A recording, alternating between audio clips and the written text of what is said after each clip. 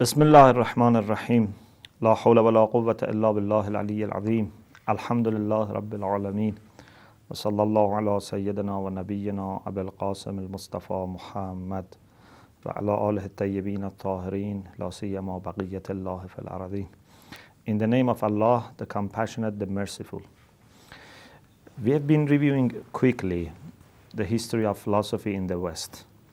And we said that after the decline in scholastic philosophy and after Renaissance, there was a second turn for skepticism.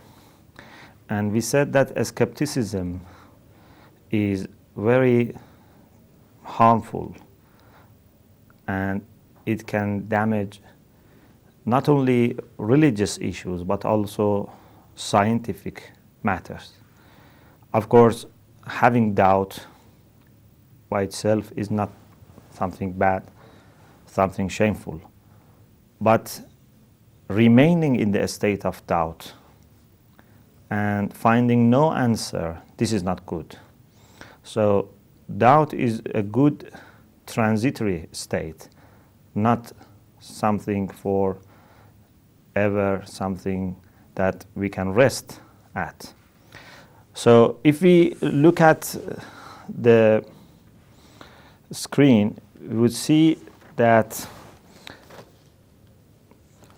as we said in the previous session, with the denial of the value of knowledge, that means with a skepticism, with the idea that we can have no knowledge about the world, there can be no hope for the advancement of sciences and learning.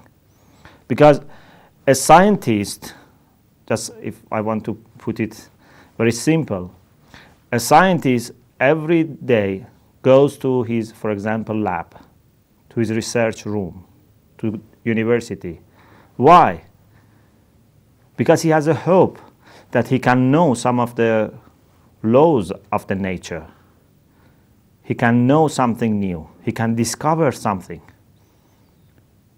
If there were no hope, if the way to discover the truth and the natural facts was completely closed, so why scientists should bother themselves to continue their investigations and their research? So there can be no hope for the advancement of sciences and learning.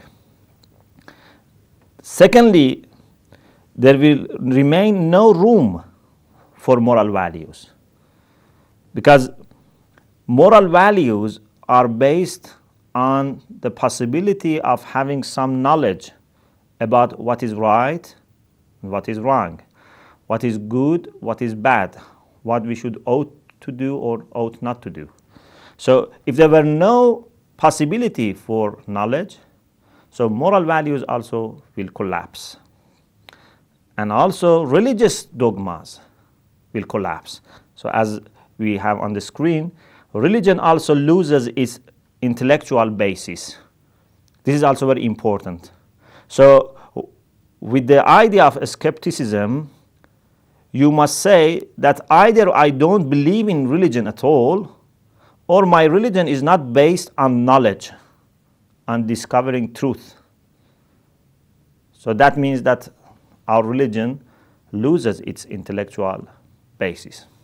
So many people truly realized the necessity of combating against this new form of skepticism. So generally there were two forms of resistance.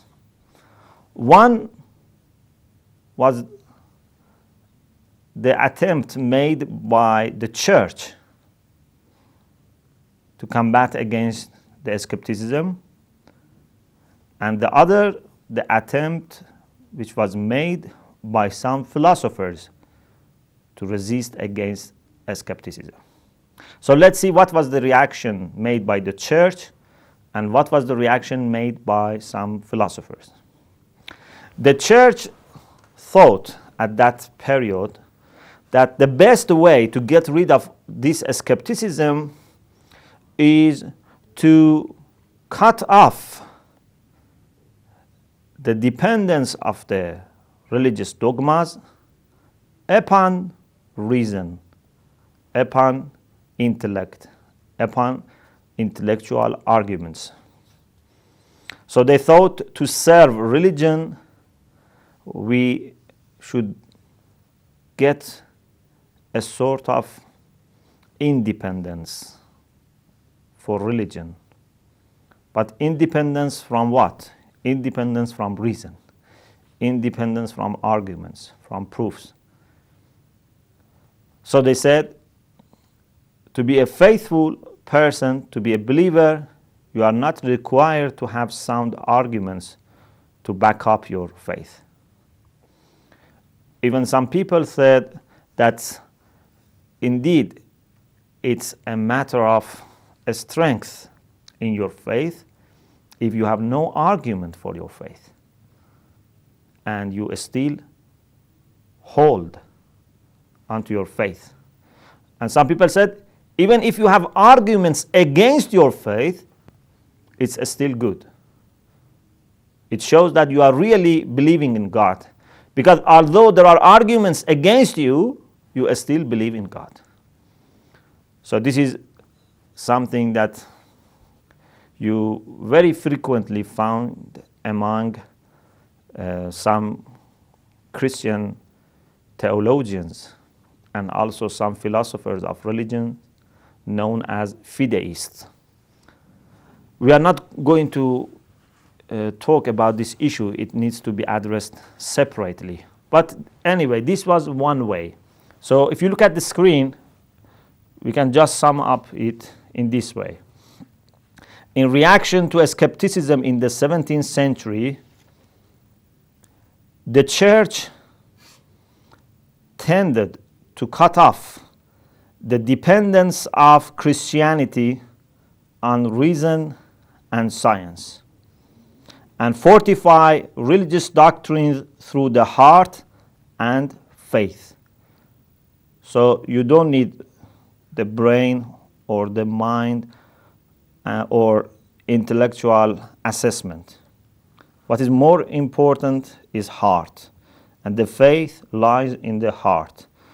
So this is one idea. Of course, this idea was not totally new. You can find traces of this idea in medieval ages. For example, regarding the issue of Trinity, many scholastic theologians and philosophers also have had the same idea, that you shouldn't listen to reason here. And it's well known that St. Augustine used to say, believe and then you come to know. So you shouldn't first try to find some ways to know something and then believe in that. You must first believe, and after you believe, you gradually will know that that was true.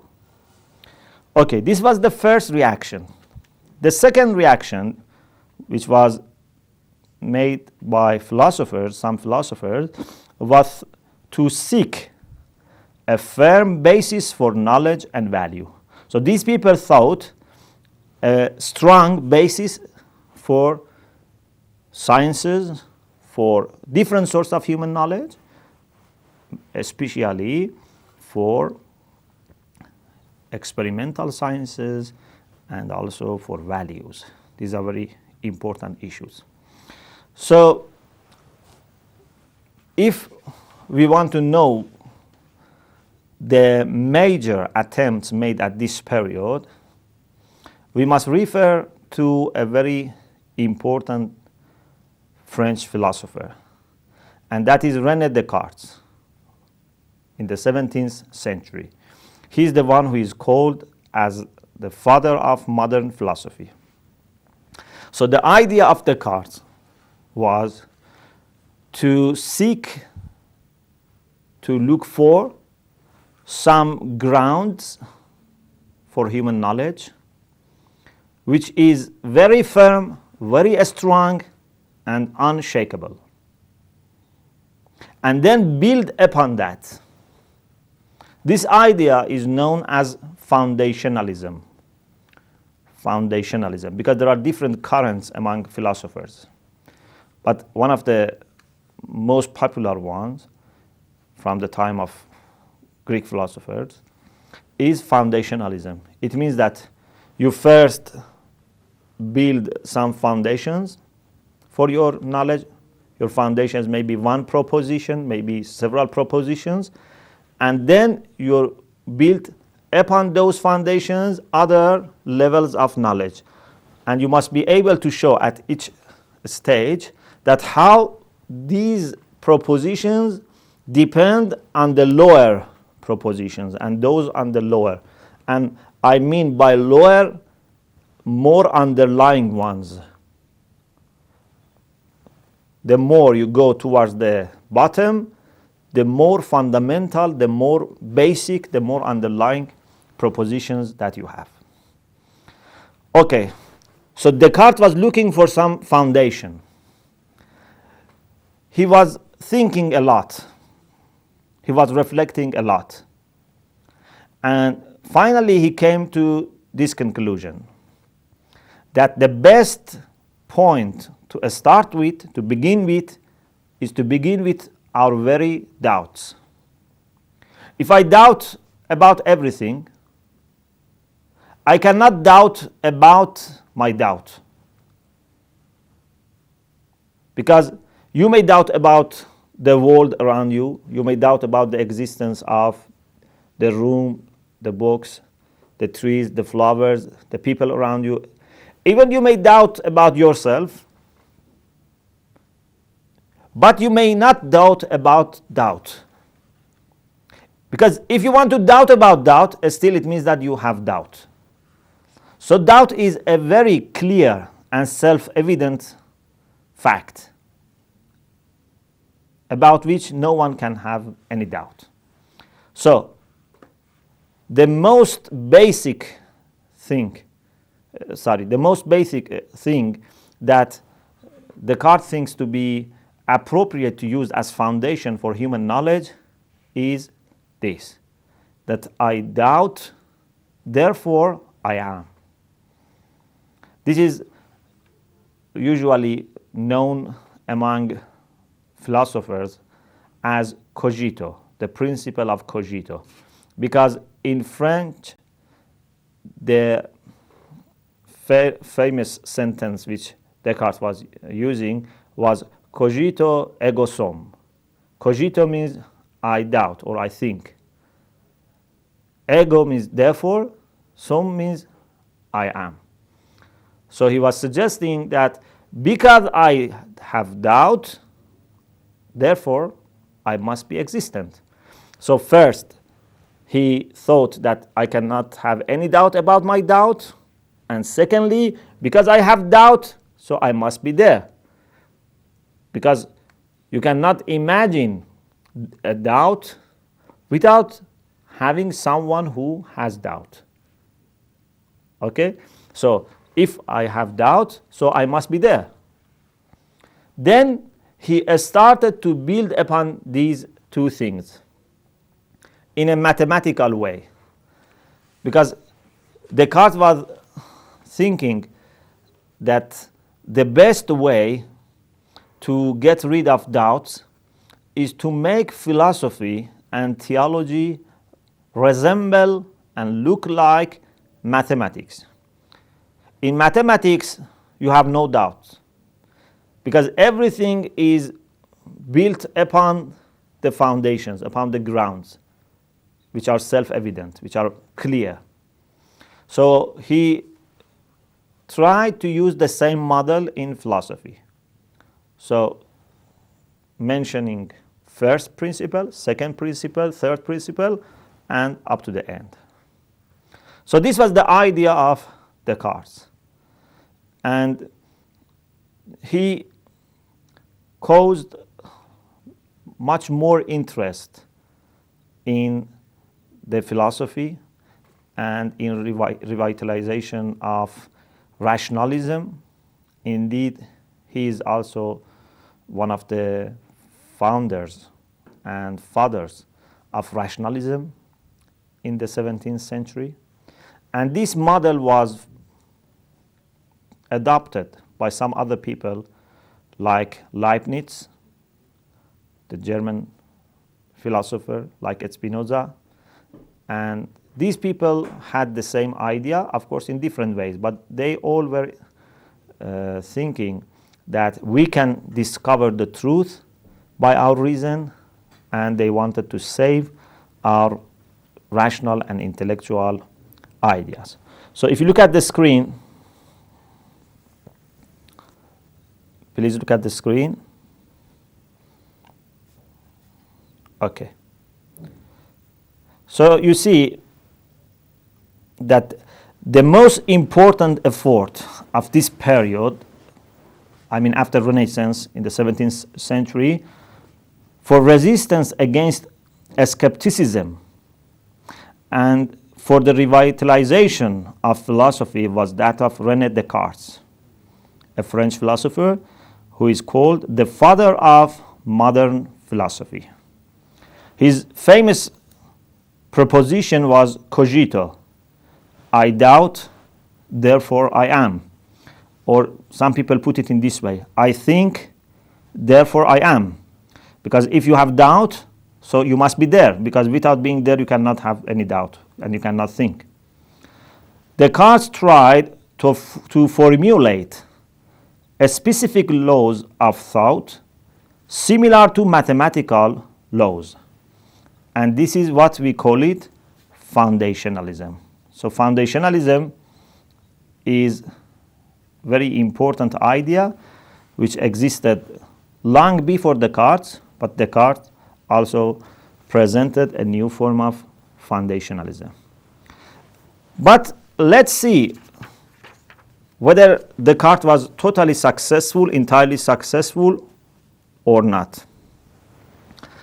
Of course, as I said, he was successful to some extent because he revived the interest in philosophy and rationalism, and he could convince some people that we can understand the reality by our reason. And this was very important. And he had the idea of innate knowledge, the knowledge that we know without any need to experiences. And this is just a matter of rediscovering them. But you shouldn't think, you shouldn't imagine that you can change the whole atmosphere of the world, the whole intellectual atmosphere of the world, just by 1, 2, 3 people at this period. In Europe, in the 17th century, in the time that some people like Descartes and Leibniz and Spinoza were trying to re-strengthen rationalism, another group of people emerged, mostly in England, who tried to say that our rational knowledge is very limited, and the most important way to know the realities of the world is through our sensual knowledge, experimental knowledge. And these people were very influential, and they changed the whole atmosphere of Europe in the 17th and 18th century. To mention some of the names of these people, these British empiricists, we can first of all mention the name of some people who were in medieval ages, like William of Ockham. But right after Renaissance, some of the most important figures were Francis Bacon and Thomas Hobbes, and then John Locke and Berkeley, and finally David Hume. These people were all British, they were all English, and perhaps because of the industrial revolution in England, these people were very much oriented in the same line. I'm not saying that they were influenced by the industrial revolution or not. I'm saying that perhaps the whole atmosphere in England was very much based on experimental sciences and technology, and these people were influenced by the same atmosphere and also increased to the strength of the interest in the experimental knowledge and industrial developments. Anyway, these people were totally against the ideas of rationalist philosophers such as Descartes, Leibniz, and Spinoza. These people had the idea that we cannot have any certainty about metaphysical issues. They believed in mathematics. They believed in also scientific and experimental knowledge, but they didn't believe in many mathematical issues. And they thought that we can have no knowledge about the about the metaphysical issues prior to experiences. This is a complicated issue. I'm not going to use that much technical terms here, but just for some of you who may have some background, the whole issue was whether it's possible to have a priori synthetic proposition or not. These people believed in a priori analytic knowledge which exists in mathematics and logic. But for metaphysics, you need a priori, means something prior to experience, which is also not analytic, which is synthetic. It means that the predict gives you something more than what is included in the subject of the proposition. Anyway, just for some of you who may have some background. So these people were not that much in favor of philosophy. They had their own philosophy, but their philosophy was indeed not that much metaphysical, not that much a priori that we expect. So their philosophy was empiricism. Of course, they were not all the same. For example, John Locke, who was before Hume, he was empiricist, but he still had some ideas which looked like the previous philosophers. For example, he had the idea that although we cannot prove the existence of substance by experiments, but we still need to suppose that there is something as substance. Why? Because if you have just accident, if you have just a'raz, which you can sense, which you can experience, you cannot imagine that these accidents are there without something on which they can depend, on which they can rely.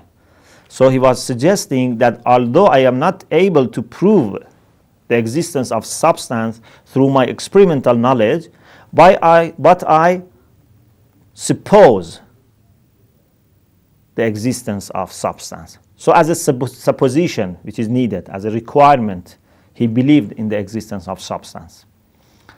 But when we come to Hume, David Hume, we see that he denied the existence of substance. Even he didn't want to have it as a supposition or as a postulate. No, he said we deny the existence of something for which we have no experimental knowledge. So Hume was the one who went very, very far, and he tried to be totally committed to all implications of empiricism. One of the ideas of David Hume was to deny causality. I know that causality is very important and very key principle in philosophy and also in science. So Hume said, what we can witness in the nature is that we have two things, A and B, and that when A comes, B comes.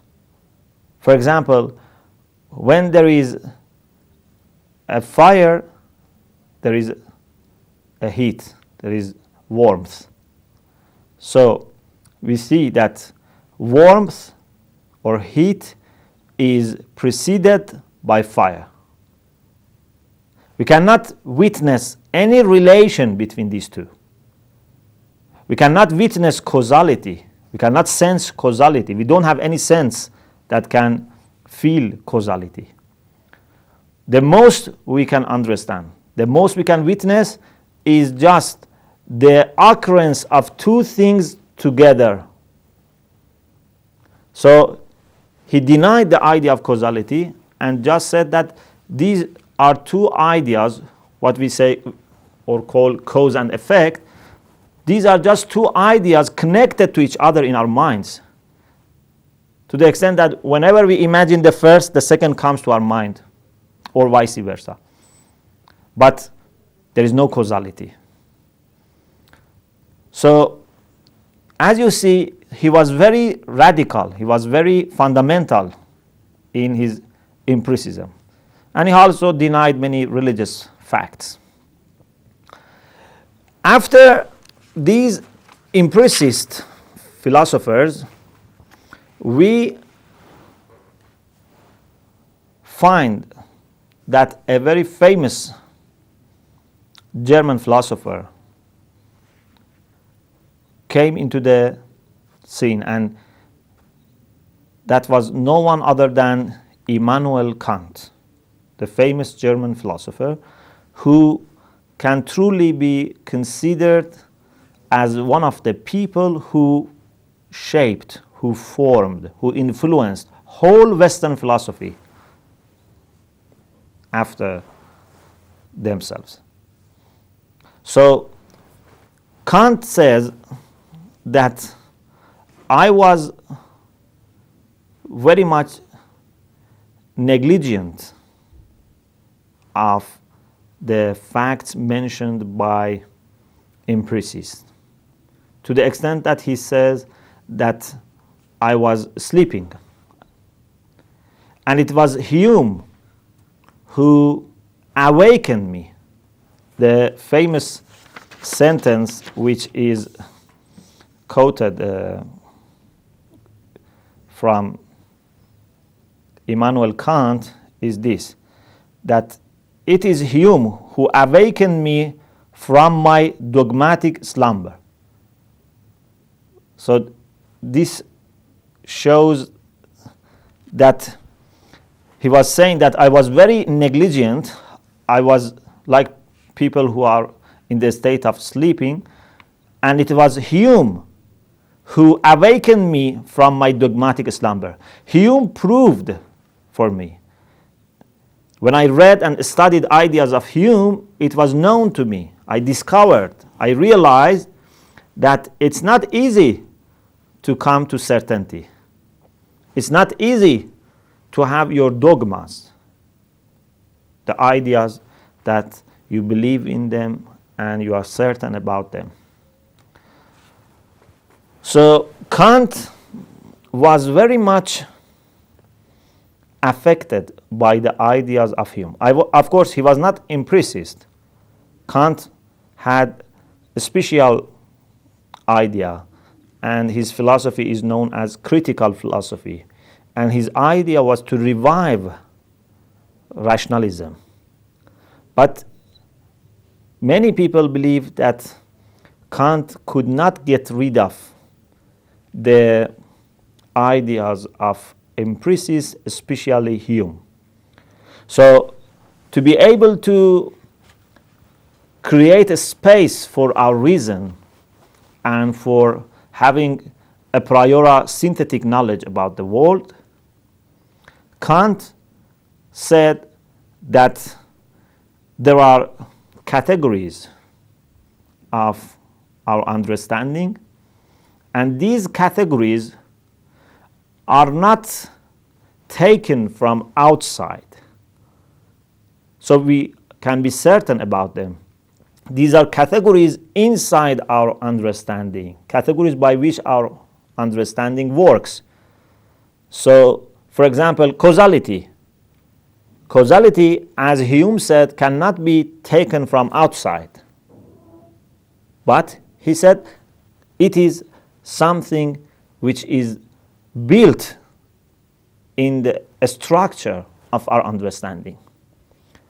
So in the first sight, you become very pleased that there is a philosopher who defends causality and says that it's not come from outside, it's certain, and you can accept it for sure.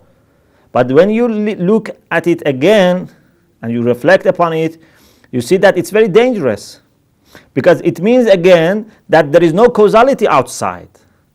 This is my mind that imposes causality upon something which exists outside. And he had the idea that our knowledge is a co-work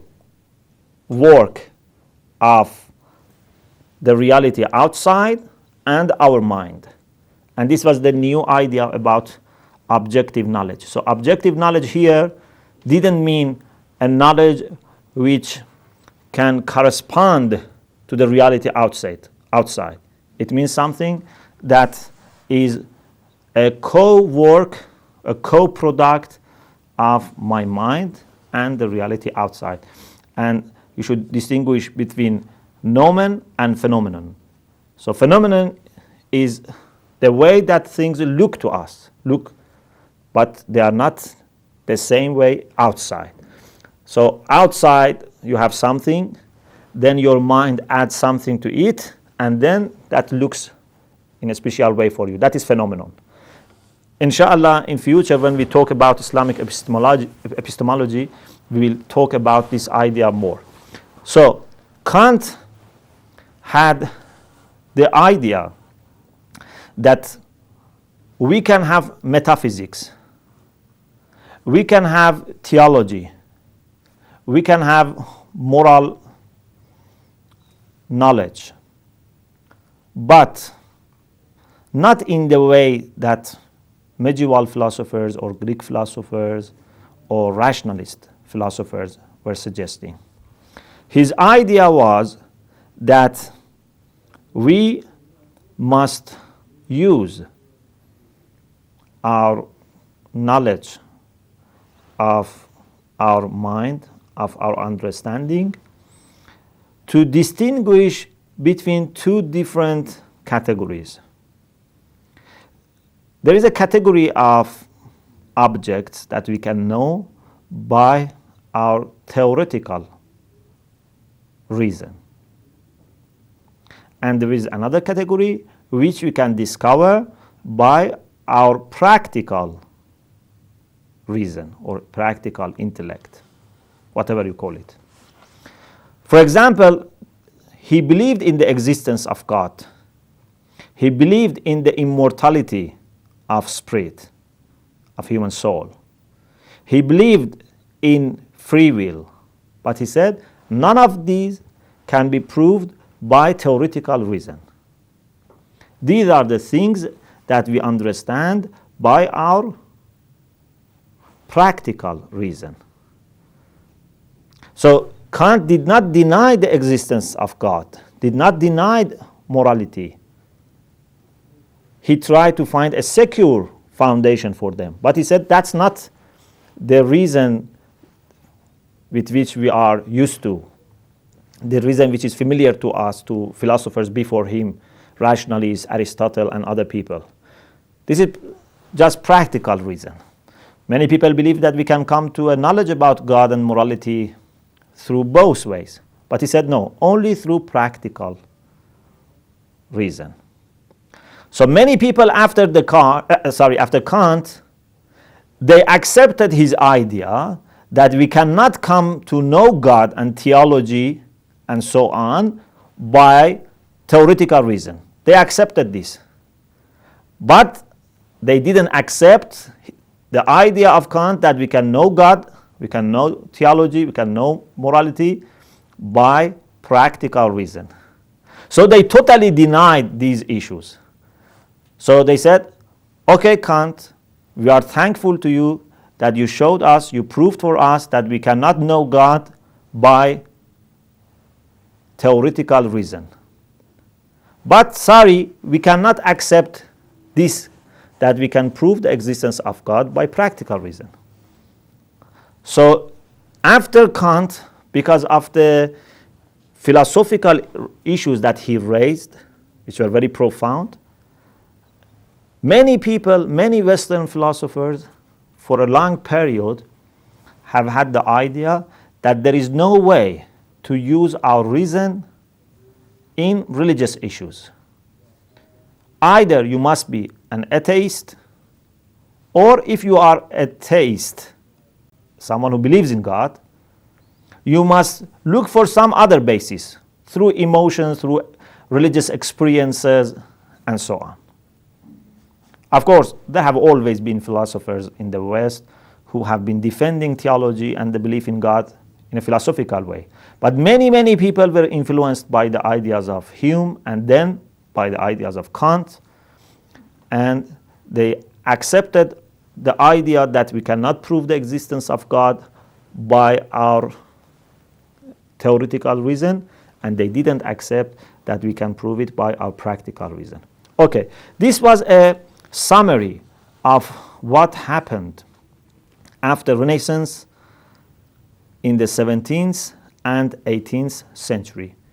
So by this, we have finished the second lesson of the book, and inshallah, in the next session, we will continue our discussion about the history of philosophy in the West in the 19th and 20th centuries. وآخر دعوانا أن الحمد لله رب العالمين.